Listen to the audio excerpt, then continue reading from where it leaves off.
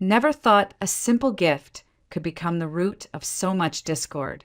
That was the thought echoing in Jessica Miller's mind as she sat at her kitchen table, staring at the keys to the cabin that lay in front of her. The silver glint of the metal seemed harmless enough, yet it carried the weight of every memory, good and bad, that had unfolded since the day she and Brian were married. Jessica and Brian were young, barely a year into their marriage. They had rushed into it with all the hope and sweetness that came with first love. Children were not yet part of their plans. They wanted time for themselves, to enjoy each other, to build a rhythm as husband and wife. They lived in Portland, in a modest apartment near the city center, close enough to walk to their favorite coffee shop, far enough to dream of one day having something more. That something more came sooner than expected. At their small wedding reception, Jessica's mother Linda and her stepfather Thomas, Tom as everyone called him, had stood to give their gift. Tom was a retired Marine, sharp-eyed, broad-shouldered even in his 60s, with the air of a man who had seen enough of the world to know what truly mattered. He placed an envelope in Jessica's hands and said simply, "Every family needs a place to breathe." Inside were the papers to a cabin in the Cascade Mountains, not far from Mount Hood. It wasn't grand, just a one-story wooden cabin with a porch that looked out over a clearing, a vegetable garden in the back, and a hot tub tucked under the trees. The air smelled of pine and fresh earth. A small creek ran nearby, its water clear and cold, cutting a silver line through the green. For Jessica and Brian, it felt like a sanctuary, a place where city noise could not reach them, a place to rest, to grill steaks on summer nights, to sip hot chocolate by the fire in winter. That first summer, they spent nearly every weekend there. They worked side by side in the garden, planting tomatoes and herbs. They took turns at the grill, laughing when Brian burned the first batch of chicken wings. On cool evenings, they sat on the porch swing, watching the sun sink behind the mountains as fireflies began to glow. It was simple, ordinary, and perfect. Jessica felt she had stepped into the marriage she had always wanted, a husband who adored her, a retreat that belonged to them, and a future that looked bright. Tom would visit sometimes, always full of energy. He fixed the leaky faucet, repaired the wooden steps, trimmed branches that hung too low. "No one gets to sit idle when there's work to be done," he'd say with a grin, and Jessica adored him for it. Linda would bring flowers to plant near the porch, reminding Jessica of her own childhood summers. Everything about the cabin carried a sense of belonging, of continuity. When autumn came, the place only grew more beautiful. The leaves turned amber and scarlet, carpeting the ground in color. Brian raked piles of them together while Jessica jumped in, laughing like a child. For Thanksgiving, they roasted a turkey in the cabin's oven and shared a quiet meal by themselves, away from the bustle of extended family. In those moments, Jessica thought life could not be better. But what neither of them realized then was that gifts, no matter how generous, sometimes carried shadows. What seemed like a blessing could become a wedge. And though Jessica didn't know it yet, those keys, innocent, metallic, glinting under the light, were not just a symbol of freedom. They were the lid to a Pandora's box, waiting for the right moment to open. At first, the phone call seemed harmless. Brian's mother Helen would ring on a Friday afternoon, her voice sweet and casual. "You've got that cabin now, don't you? It would be so nice to grill out there this weekend. The hot tub must be wonderful this time of year. Do you mind if we stop by?" Brian never hesitated. "Of course, Mom. Come whenever you like." He didn't even glance at Jessica before agreeing. The first visits were short, Helen and Brian's sister Becky driving up for the day, bringing a pack of hot dogs and a bag of chips. They laughed, soaked in the hot tub, and left before dark. Jessica told herself it was fine. After all, it was family, and family was supposed to share. But the visits didn't stop. They grew longer, more frequent, and far less considerate. One Saturday, Jessica arrived at the cabin with Brian, only to find Helen already there, settled in the living room with a magazine and a cup of tea. I thought we'd get a head start, she said cheerfully. Behind her, Becky was unloading bags from her car. The next weekend, it was cousins, faces Jessica barely knew, splashing in the creek and filling the fridge with soda. Then came uncles, aunts, even a distant great-aunt who insisted on spending the night because the mountain air was so much better for her joints. Each time Jessica walked into her cabin, she felt less like an owner and more like an intruder. Towels lay crumpled on the bathroom floor. The sheets on the bed were tangled and stained with makeup. The sink overflowed with dishes crusted in barbecue sauce. Empty beer bottles rolled under the porch swing. Jessica stood in the kitchen one Sunday evening, staring at the mess. The trash can overflowed, potato salad smeared across the counter, and a pot still half filled with greasy water sat cold on the stove. This isn't a retreat anymore, she thought. It's a dumping ground. When Brian walked in behind her, shrugging off his jacket, she turned on him. Do you see this? Look at what your family left behind. The towels, the sheets, the kitchen, it's disgusting. He blinked, surprised at the sharpness in her tone. Jess, it's not that bad. We'll clean it up. I'm not their maid, she snapped. They use this place like it's theirs, and you just let them walk all over us. Brian sighed, moving to gather the sheets. We have a washing machine, it's not a big deal. You load it, you take it out, you hang up. It's quick. Her mouth fell open. So now it's my responsibility to clean up after your entire family? Is that what you think this marriage is? I didn't say that, he muttered, avoiding her eyes. I'm just saying, it's not the end of the world. But to Jessica, it felt like it was. The cabin that had once been a haven of peace and privacy was now a revolving door for relatives who treated it like a free vacation rental. The laughter she had once cherished now grated on her nerves. The weekends she had once anticipated now filled her with dread. She looked again at the pile of dirty linens, the muddy footprints leading across the porch, the empty snack wrappers stuffed behind the couch cushions. Her chest tightened.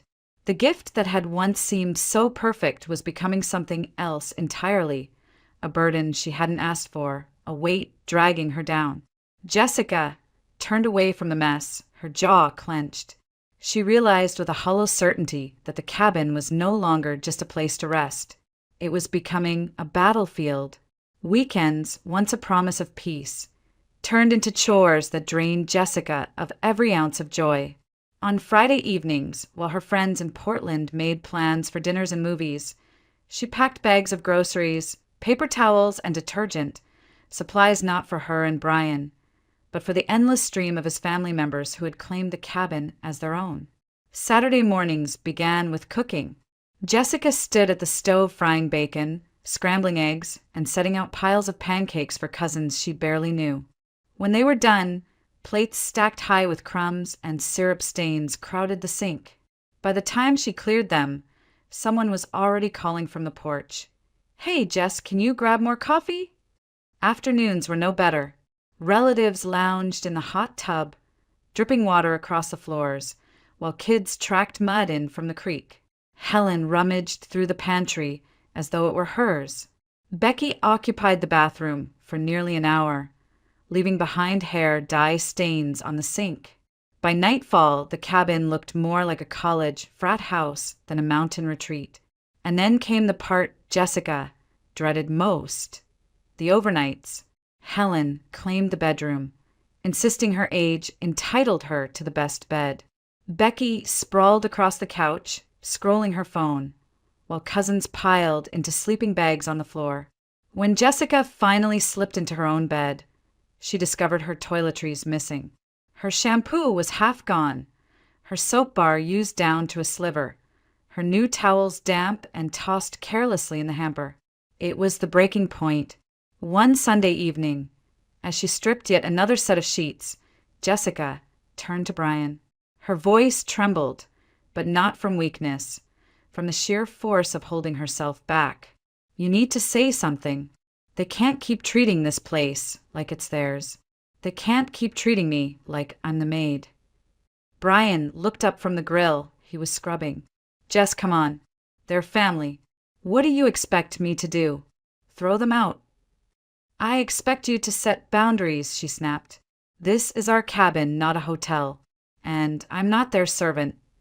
He dropped the brush, water dripping from his hands, his face tightening. I'm not a servant to my relatives either, he shot back.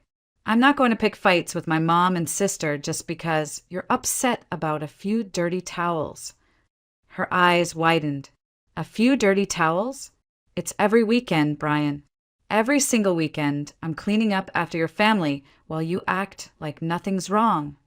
He turned away, shoulders stiff. I don't want to argue about this.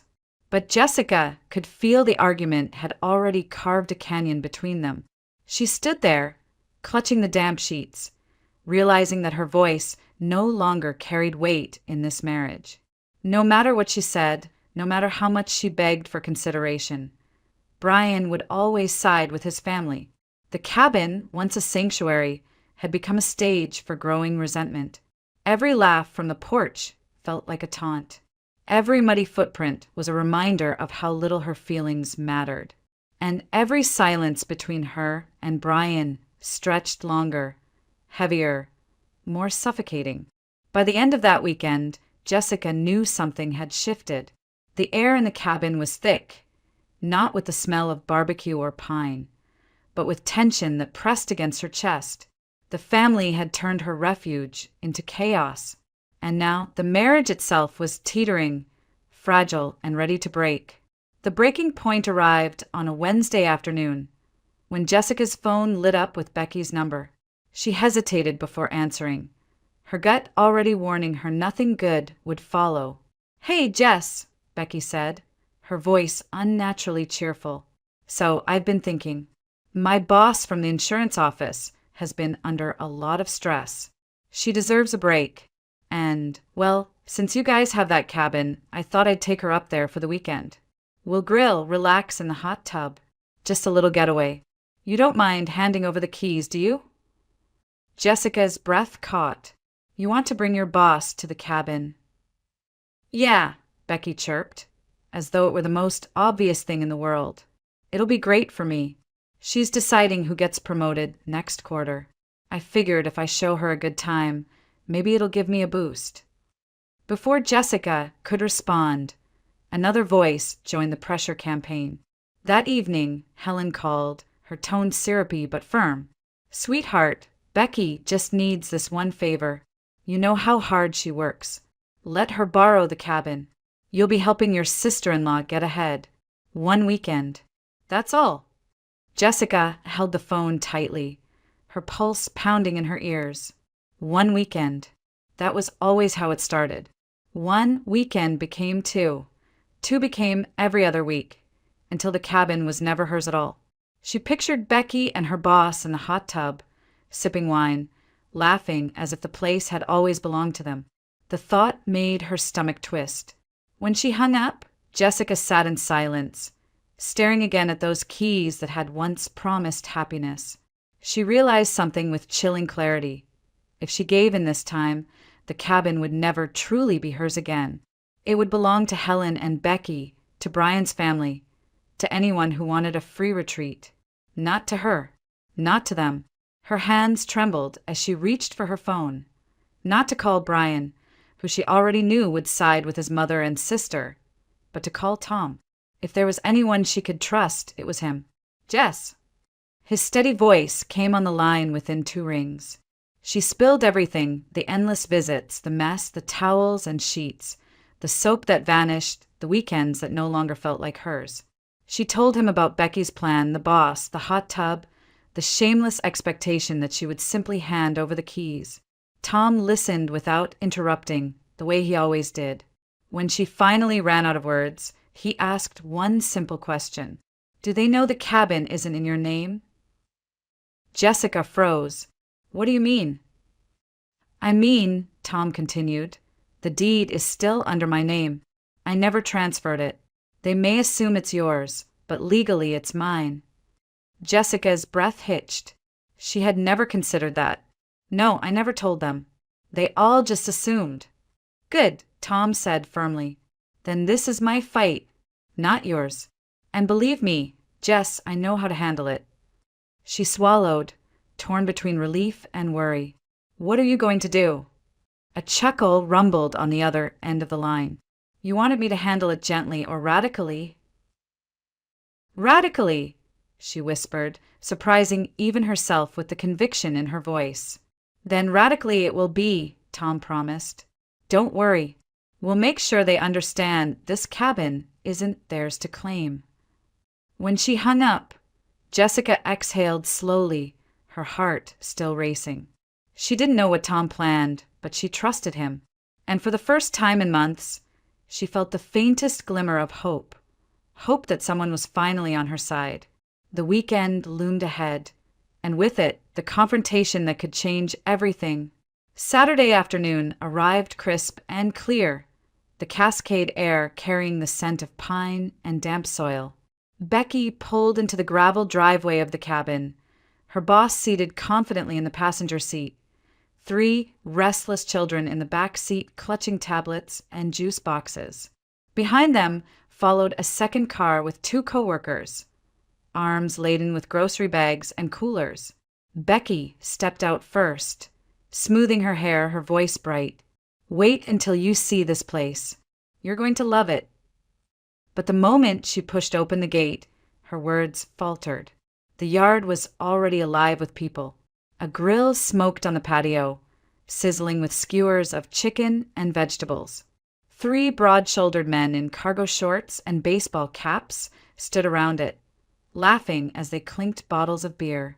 Women in sundresses and sandals were tending to flower beds, kneeling in the soil with gloves and baskets. Children dashed across the lawn, chasing bubbles that shimmered in the sunlight. And at the center of it all stood Thomas Anderson, sleeves rolled, a spatula in hand, greeting her with a sharp, measured look that held no trace of welcome. Becky froze, her boss halting just behind her. This is our family cabin, she stammered, forcing a smile. We have keys. She fumbled in her purse, pulling them out like proof in a courtroom. Tom's expression didn't soften. He took a slow step forward, his voice calm but edged with steel. Those keys may open the door, but they don't give you the right to walk in. This property is under my name. And what you're doing right now, he pointed toward the group behind her, the cars, the coolers, the children peeking nervously from the back seat, is trespassing. The word landed like a slap. Becky's boss shifted uncomfortably, her eyes flicking from Tom's commanding stance to the men at the grill, whose military tattoos and quiet authority made the warning clear. Wait, you don't understand. Becky tried again, her voice cracking. We're family. My mom, she said it was fine. I just wanted to. Tom raised a hand, silencing her. I don't care what your mother said. You didn't ask the owner, and the owner is standing right here. He let the words hang for a beat, then added, If you don't leave this property immediately, I'll be calling the sheriff. And I promise you they'll back me up. Behind him, one of his friends leaned casually against the porch railing, phone in hand, as if ready to dial. The message was unmistakable. This was not a bluff. The children in Becky's car began to whine, sensing the tension. Her boss cleared her throat, face tightening with irritation. Becky, what exactly is going on here? You said this was your family's cabin. Becky's cheeks burned crimson. She opened her mouth, but no explanation came.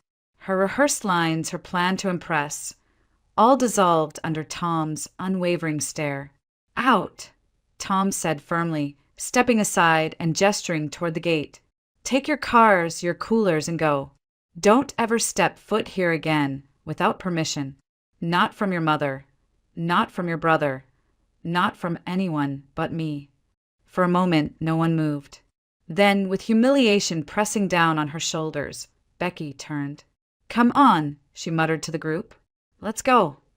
The walk back to the cars felt endless. The children sulked, her co-workers whispered, and her boss kept her silence, the disappointment in her eyes louder than any words. Becky slid behind the wheel, clutching the keys that suddenly felt worthless in her hand. as the cars reversed down the gravel drive. Tom stood with his arms folded, watching until the dust settled and the engines faded into the distance. His friends resumed their laughter at the grill.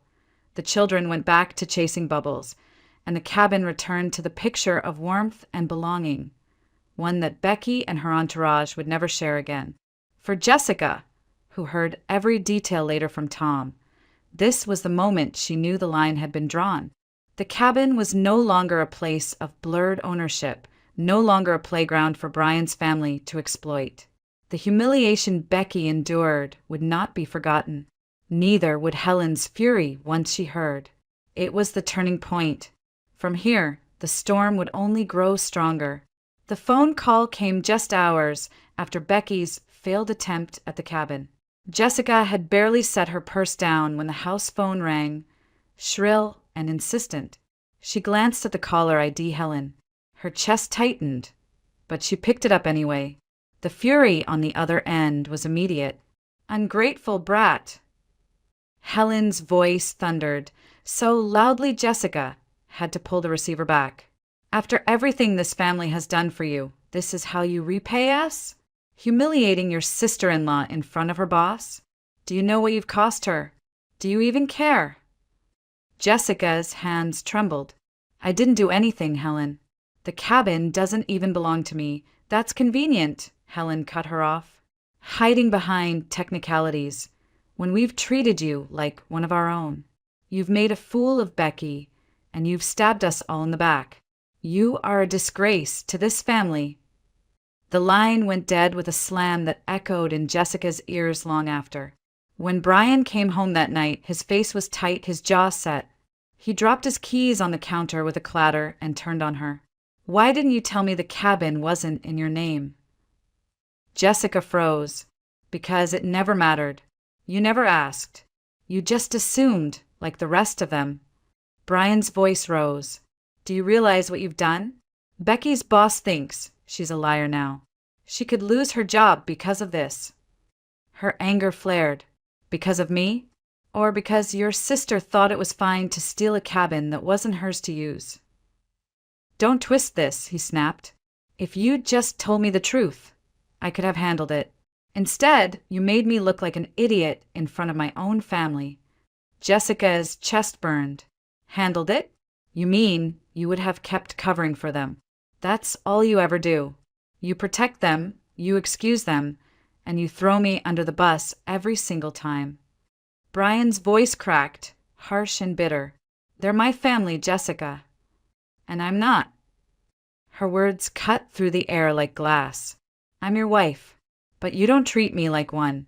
You treat me like an outsider in my own home, in my own marriage." Silence followed, thick and suffocating. He didn't meet her eyes. He just turned away, shoulders hunched, as though retreating into himself. For Jessica, the absence of his defense hurt more than the words themselves. Days later, word spread that Becky had indeed been disciplined at work. Her boss cited her behavior as unprofessional, bringing her to a property she didn't own, creating a public scene, dragging coworkers and children into the mess. The demotion was swift, her chances at promotion gone. And in Becky's eyes, there was only one person to blame: Jessica. The calls from Helen grew more venomous, the whispers from cousins more pointed. Everywhere she turned, she was painted as the villain who had ruined their reputation, the selfish wife who had destroyed her sister-in-law's future. But the real fracture wasn't with them, it was with Brian. The fights became daily, sharp words exchanged over dinner, icy silence filling the nights. Every attempt Jessica made to explain was brushed aside. Every plea for understanding met with Brian's clenched jaw and cold stare. What once had been a marriage of laughter and promise now stood on the edge of collapse. And deep down, Jessica knew there was no coming back. The days that followed felt like moving through fog. Jessica woke up each morning beside Brian, yet the distance between them was greater than the miles from Portland to the Cascade cabin. They barely spoke. When they did, the words came sharp, clipped, and heavy with resentment. Meals were eaten in silence. Nights ended with Brian turning his back to her, leaving Jessica staring into the darkness, wondering how love had unraveled so quickly. She tried for a time to convince herself it could be repaired. Maybe if she apologized, maybe if she let things go. But the more she thought about it, the clearer the truth became. This wasn't just about the cabin or about Becky's humiliation. It was about years stretched ahead of her, years where she would always come second to Brian's family, years where her voice would never matter. One evening, after another fight that ended with Brian storming out and slamming the door, Jessica sat at the kitchen table and dialed Tom. Her throat was tight, but the moment she heard his steady voice, the dam broke. "I can't do this anymore," she confessed. "I've tried, but he doesn't listen. He doesn't see me. I don't even recognize the man I married. And I don't recognize myself either." There was a pause, the sound of Tom drawing in a slow breath. When he spoke, his tone was calm, decisive. "Then don't. No one is chaining you there, Jess. You deserve better than this." "I don't even know where to go," she admitted, her voice cracking. "If I leave, I have nothing." "That's not true," Tom countered. "I've got a one-bedroom apartment downtown, the one I rent out. The tenant moved last month. It's sitting empty. You can move in as soon as you're ready. No rent until you're back on your feet. You'll manage the utilities, but I know you can handle that." Jessica covered her mouth with her hand, fighting back tears. Relief, gratitude, and grief tangled inside her chest. "Tom, I don't know what to say." "Say you'll take it," he replied gently, "and then start thinking about what's next. You've carried this marriage alone long enough." The following week, Jessica packed her things. She did it quietly while Brian was at work. Every folded sweater, every photo frame slipped into a box felt like severing another thread. She lingered over their wedding album, then closed it with trembling hands and set it aside. When Brian came home that evening to find the closet half empty, the reality finally hit him. "You're leaving." His voice cracked, not with sorrow, but with disbelief. "Yes," Jessica said simply. "This isn't working, and it's never going to." He laughed bitterly, shaking his head. "You'll regret this. You'll never find someone who'll put up with you the way I did." The word stung, but not enough to stop her. She lifted the last box and walked out the door without looking back. In Oregon, divorce didn't require blame, only the decision that the marriage was beyond repair. A no-fault divorce, the attorney explained, meant freedom without battles over who was wrong. Jessica signed the papers with a steady hand, though her heart felt anything but steady. That night, in her new apartment overlooking the Willamette River, she sat cross-legged on the floor among her unpacked boxes. The room smelled of fresh paint, and the city lights glowed beyond the window. She exhaled, the sound shaky but cleansing. For the first time in months, the cabin, the family arguments, Brian's cold stare, all of it felt far away. The silence wasn't heavy anymore. It was hers. It hurt, yes, the ache of failure, of endings. But beneath it ran a quiet current of something she had nearly forgotten. Relief. Life in Portland began slowly for Jessica, like the first steps after a long illness. The apartment Tom had given her overlooked a stretch of the Willamette River, where the water carried the reflection of city lights each evening. It was small, but it was hers. She walked to work at a nearby bookstore, cooked simple dinners for one, and learned to appreciate the quiet that once had frightened her. It was in that quiet that she met Andrew Collins. He lived 2 doors down, a high school history teacher with an easy smile and a calmness that seemed to steady everyone around him. Their first encounter was unremarkable. Jessica struggling with a heavy box of books, Andrew stepping in to carry it upstairs. But when he set it down outside her door and said, "No need to thank me. Neighbors help neighbors," something inside her softened. Over the weeks, she saw him often. In the hallway, at the corner cafe, jogging past her building on crisp mornings. They began talking at first about small things, the weather, the neighborhood, the best places to eat. Then the conversation stretched long enough for Jessica to realize she wasn't watching the clock anymore. Andrew never pressed, never demanded. He didn't carry the weight of an overbearing family or the entitlement that had poisoned her first marriage. He was, in the simplest sense, kind. And for Jessica, kindness was no longer something to overlook, it was everything. They went on their first date at a little Italian restaurant tucked into a side street. Andrew told stories about his students, about growing up in a small Oregon town, about his love for hiking. Jessica found herself laughing, really laughing, in a way she hadn't in years.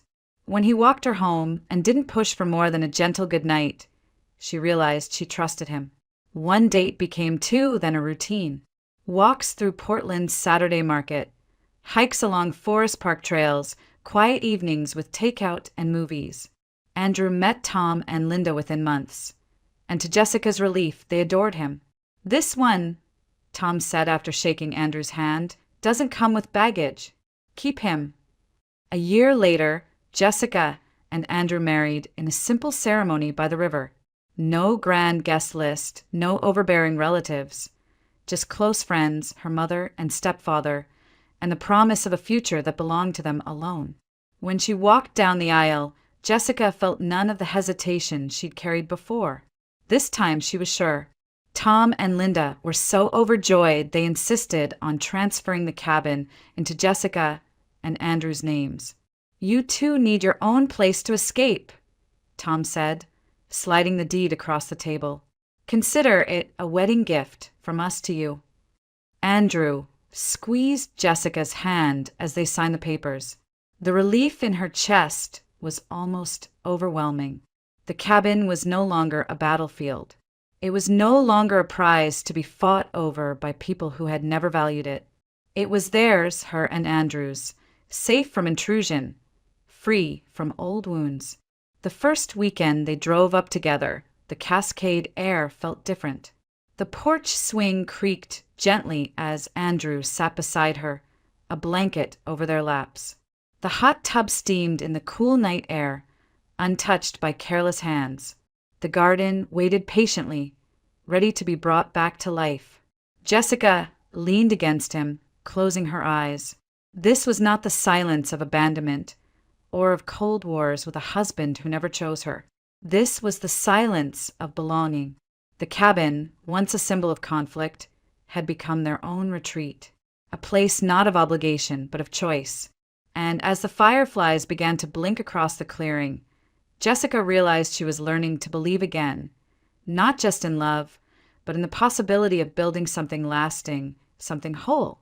The summer sun stretched across the Cascade Mountains, pouring gold over the clearing that surrounded the cabin. On the porch, Jessica sat in a wicker chair with a glass of lemonade beating with condensation in her hand. The air smelled of cut grass and fresh earth, the kind of scent that grounded her in the present moment. A soft breeze lifted her hair as she leaned back, one hand resting on the gentle curve of her stomach. In the yard, Andrew worked among the garden rows. His shirt was damp with sweat, his hands buried in the soil as he straightened the stakes around the tomato plants. Every so often, he glanced back at her with that same quiet smile he'd worn since the day they met, as if reminding her without words that she was seen, chosen, cherished. Jessica watched him, her heart swelling in a way she once thought impossible. The sound of children's laughter, distant now, carried from a neighbor's cabin, no longer made her tense. It made her hopeful. Soon, she would have her own child to cradle, to raise in a world built not on resentment or chaos, but on respect and love. She thought back to Brian, to the endless weekends of noise and mess, of being treated like a servant in her own marriage. She remembered Helen's voice over the phone, sharp as a blade, cutting her down with accusations. She remembered the exhaustion of fighting for boundaries that were never honored, the ache of realizing she had been alone even when she wasn't. Those memories no longer broke her. They simply reminded her of how far she had come. That marriage hadn't been a waste, it had been a lesson. Painful, yes, but necessary. It had taught her the value of respect, the necessity of boundaries, the danger of loving someone who refused to stand by her side. Now, with Andrew, everything was different. The silence in their home was peaceful, not heavy. The laughter they shared was effortless, not forced. He didn't see her as a caretaker for everyone else's needs. He saw her as a partner, equal and whole. Jessica took a sip of lemonade, savoring its tart sweetness, and felt the baby stir within her. A smile spread across her face. This child would never grow up watching a mother silenced or dismissed. This child would know what it meant to see love modeled with patience, kindness, and respect. The cabin had once been a place of division, a battleground for loyalty and pride. Now it was a sanctuary again. Friends came to visit occasionally. Her mother and Tom stopped by with fresh pies or tools for the garden. But no one overstayed their welcome. Everyone respected that this space belonged to Jessica and Andrew alone. And in that respect, the cabin breathed easy once more. As Andrew straightened, brushing dirt from his hands, Jessica caught his eye. He walked toward the porch, lifting his water bottle in a mock toast. She raised her glass of lemonade in return, both of them smiling at the simple ritual. In that moment, Jessica realized she no longer carried the weight of the past. It had shaped her, yes, but it no longer defined her. She had stepped out of its shadow and into the light of something real, something earned. Love, she thought, wasn't about grand gestures or shared bloodlines. It wasn't about appeasing relatives or keeping peace at any cost. Love was about respect, about boundaries, about choosing each other every day with intention. The sun dipped lower, painting the horizon in amber and rose. Andrew set his tools aside and joined her on the porch, his hand slipping over hers, resting gently atop her growing belly. Together, they sat in the glow of a new chapter waiting to unfold. And for Jessica, it was clear. True love had finally found her, not in the chaos of her first marriage, but in the quiet strength of the man beside her, and in the family they were about to become.